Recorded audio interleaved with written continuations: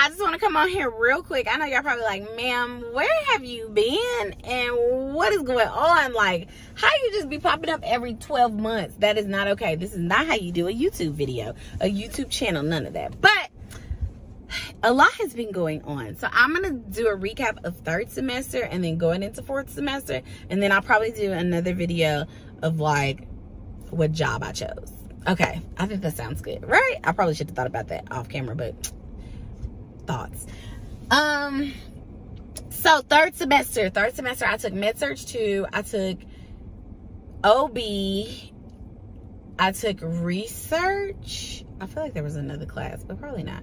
So peds was only 8 weeks, and then we dropped peds, and then OB. We dropped OB, and then we picked up peds. Y'all, third semester was the hardest semester to me out of all 4 of them. That one was the hardest. And a lot of people were like, first semester was so hard. Lies, lies, lies. Because I feel like as you go through nursing school, your professors get more strict. I know they did for us, like the stuff that they were like, oh yeah, this is okay. Third semester, they was like, you should know better, which is fine because you should be progressing. So third semester drugged me. I think I finished third semester with 3 B's and 1 A, and my A was in my research class. I got a B in Med-Surg. I got a B in OB and a B in peds. First of all, I knew from the start that I did not want to work with children, and both of those classes like solidified that for me. For OB, it broke my heart sticking those little babies. Broke my heart. And they were crying. I'm like, they fresh. They only 12 minutes old. And now I got to poke them and they don't know why. We've just disturbed everything about their lives. And I don't like it. I did not like it at all. Yes, holding babies and snuggling with little babies is cute. Great. But that, And so for that, was my NICU rotation on that? I don't know. It was too much for me. Like, too much for me. I was like, this is not my speed. A lot of the people in my class, though, did want postpartum and labor and delivery, and they've said that, and they love those classes. I went into my final in OB with an A in the class and got like a 76 on the final. So I ended up with a B. It was so hard. It's so much going on with like throughout pregnancy. It was a lot for me. It was just a lot for me. And then peds. Y'all, them little milestones of what they should be doing when they're 8 months, what they should be doing when they're 12 months, what they should be doing at 6 months, what vaccine to give, and what my brain could not wrap around that. I was like, what? How am I supposed to remember this? I struggled really, really hard. And my first test that I took in peds, initially she said I got like a 77. I was like, ain't no way, because I read the book. And then come to find out, like, my answers weren't scored, like my math questions weren't scored as correct. So I ended up getting, I think, an 84 on the first exam. So cool, no big deal. Well, after that, my second exam, my mind was blown. So I think too, peds is weird for me because we're always like, oh, every patient is different. But their milestones are like hard milestones, and then Erickson's comparison, and then Piaget, and all this other stuff. I was like, my brain will not accept it. It says no, it does not want to participate. And I would literally read the book, and I would be like, crickets, right? So then, the beast, Med-Surg, baby. Med-Surg is no joke, and I like Med-Surg. I really, really do.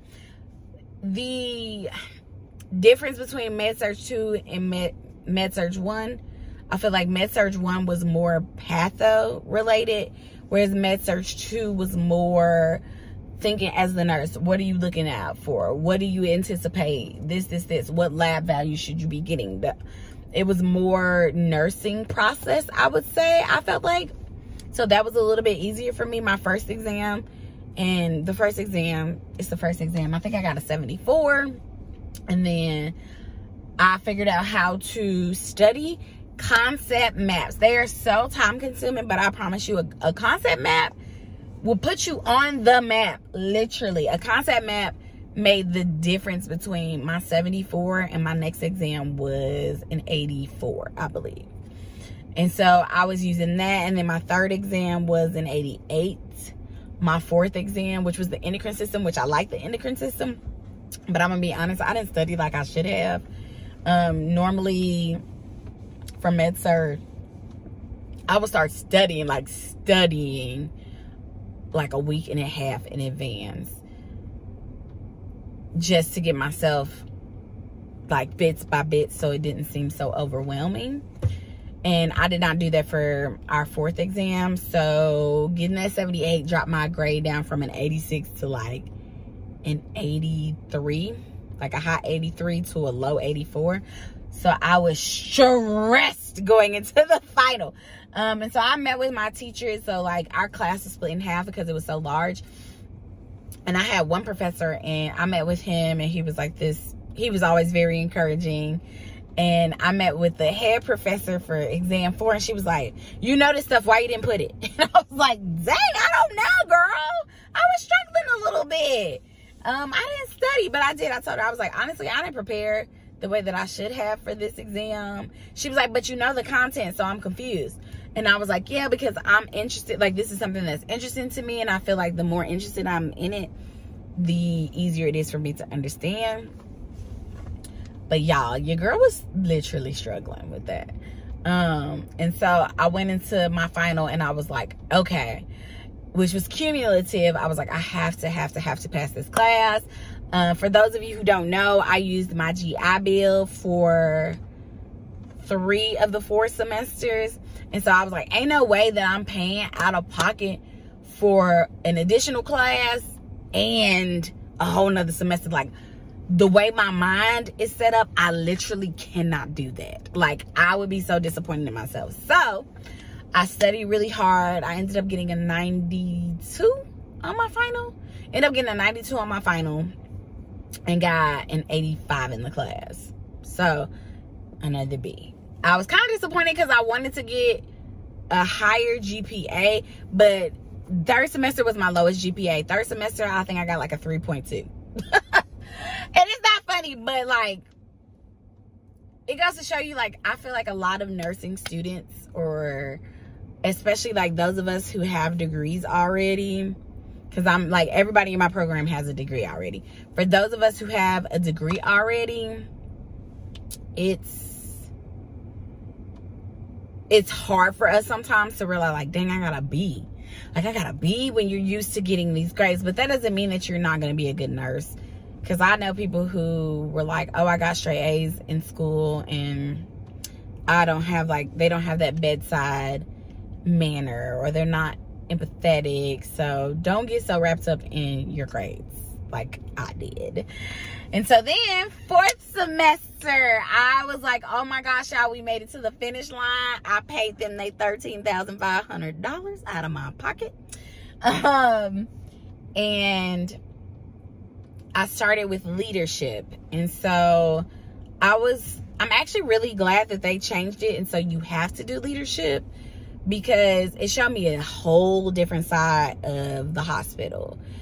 I work as a tech now, and I think it's so easy just in a job in general when you are like short-staffed, or you feel like, oh, nobody cares that this is going on. It's people behind closed doors that are advocating for you and fighting for you. Not everybody, but the ones that I was assigned with, they were amazing. They will be the basis of what I base any other manager on, because they genuinely cared about their people. And it wasn't just them saying that. They weren't like, oh, we care about our people. Their staff said that. Their staff were like, they're great people. They genuinely care about your well-being. They have 2 units. And so one of them is a step-down unit. And there was like a newer nurse. And she was like, I'm a little like, this person is circling the drain, their blood pressure. Like, I just am kind of overwhelmed. And I think that is scary. I think still for like veteran seasoned nurses, it's probably a scary feeling when you're like, oh my gosh, my patient is circling the drain. Like, I'm going to do everything possible for them so that they can go home to their family. But like, what if that's not enough? And so the assistant manager was like, well, let's go in the room together. She was like, talk me through everything. Talk me, what are you going to do? What are you going to do? Like, okay, as you do it, okay, what's next? And she was just there for that moral support. I mean, she wasn't just standing there not helping her. She was like, okay, what do you want me to do now? And when she kind of was like, she was like, okay, you know this. Like, now we're going to do this. And the nurse was like, oh, yeah. Okay, and then we're going to do this. And it was just having that sense of security, just that, like, we're in this together no matter what. I was blown away. There was a day when they were short-staffed, and the assistant nurses were all like, okay, if we need to come back, if we need to go home and come back to work shift, you know, we can do that. And they were like, well, okay. And everybody in the hospital, I'm talking about, there was one lady who she does, what does she do? It's like some program, but she's like pretty big. She was like, I'll go home and come back if they're short-staffed. I'm gonna go home, I'll come back, and then if we get some people to shift around, then I'll, you know, rearrange, like, I'll leave. But just seeing that was just so, like, hopeful. I was like, oh my gosh, like, y'all really do be out here working. And so, and my, like, didactic professor for that, she was the sweetest, the absolute sweetest. She told one of my friends, you're gonna pass, you've got this, write on your mirror your name and put RN at the end of it, you know, like, put it out there, see it for yourself and know that you can do it. She was just so sweet.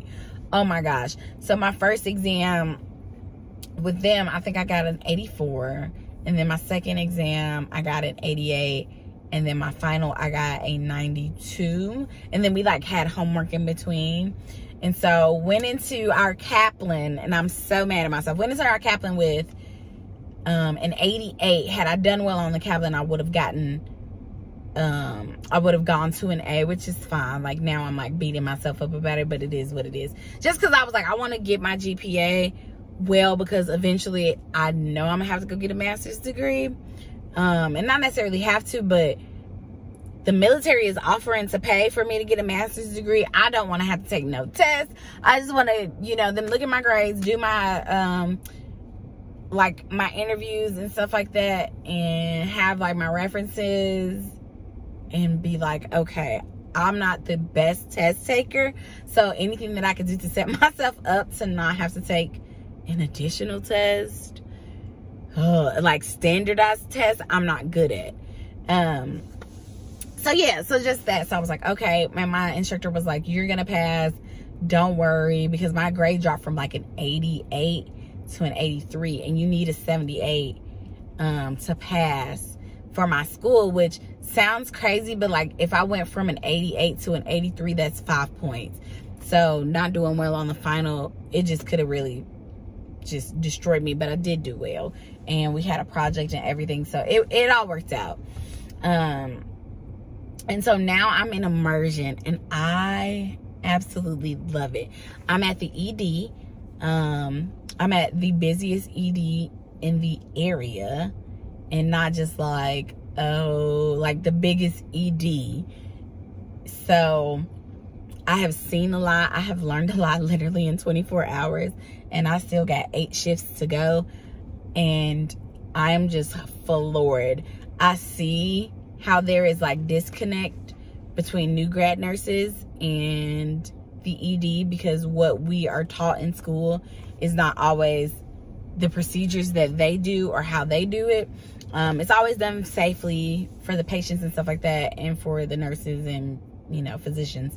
But there is a little disconnect. My first day, baby, They was like, you ready to place IVs? I had not even put my lunch box down yet. They were like, you ready to place the IV? You ready to do this? You ready to do this? And I'm so grateful for that, because one of the nurses was like, we want to make sure that you get your money's worth because you're paying to be here. And I was like, dang, that's crazy. I am paying to be here. So I loved it. I loved every bit of it. I'm super excited.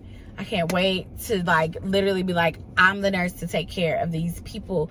And it's such a surreal feeling to be like, oh my gosh, I'm about to be caring for somebody's loved ones. And I always think about like, how do I want somebody to treat my family? How do I want somebody to treat my kid, my mom, my dad, my husband, my sister, whomever? I want them to treat them well.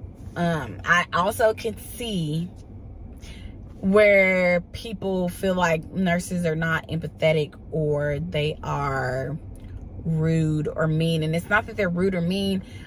I think from what I have seen, I know that there are probably some mean nurses out there, but what from I've seen, a lot of it is to kind of protect themselves from just the mental and just emotional toll. It's almost like you kind of have to disconnect, and I can see that. I never want to be that nurse where I'm like, ew, gross. Where people are like, oh my gosh, she was so rude, she was so mean, she was so nasty. But I do see why nurses sometimes can be very just like matter of fact, very direct, very empathetic, and they care. But it's not always that like, oh, let me just be, oh. I can see that, because after you've seen 75,000 people, you're like, oh my gosh, if I see one more thing. Like my preceptor was like, I cried. She's like, I cried. She was like, a psych patient came and and it was a child, it wasn't an adult, came and cried and was like, I just don't understand why I'm here. I don't understand why I have to be here. And she's like, that breaks my heart. It breaks my heart. So I can see that.